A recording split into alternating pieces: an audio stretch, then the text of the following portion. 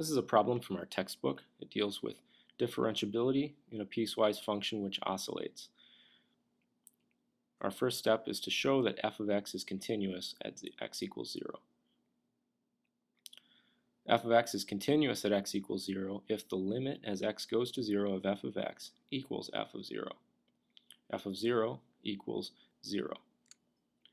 We need to show that the limit as x goes to 0 of f of x equals 0. For x not equal to 0, f of x equals x sine of 1 over x.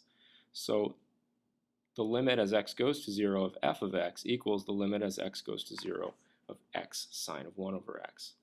Using the sandwich theorem, we can see that we need to create an inequality that is always true for all x.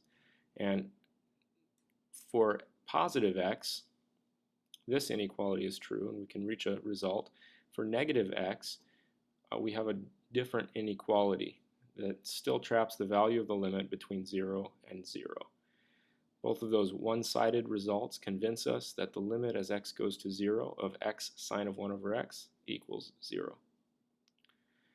This problem asks us to show that f of 0 plus h minus f of 0 over h is equal to sine of 1 over h.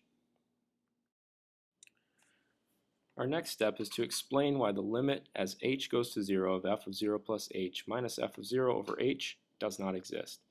In part b, we've just shown that this function equals sine of 1 over h. The limit as h goes to 0 of sine of 1 over h does not exist because this function oscillates. So on any small interval, it goes through any number of cycles and takes on the values from -1 to 1 many, many times. Next, does f of x have either a right-hand or a left-hand derivative at x equals 0? This function does not have a right-hand derivative or a left-hand derivative at x equals 0 because neither of the limits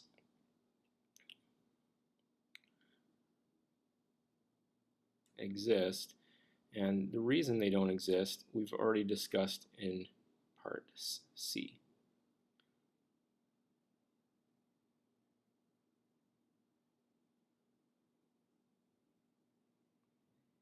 So now we use the definition of derivative to find the derivative of g of x at x equals 0. This is a different function, and the result is going to be a little different here because this function is equal to h sine of 1 over h, and as h goes to 0, we've recently seen this limit. Up here in part A, we came across the limit as x goes to 0 of x sine of 1 over x. So the limit as h goes to 0 of h sine of 1 over h must be the same thing, and that limit is 0. So this function g of x is differentiable at 0, and g prime of 0 is 0. Thanks for watching.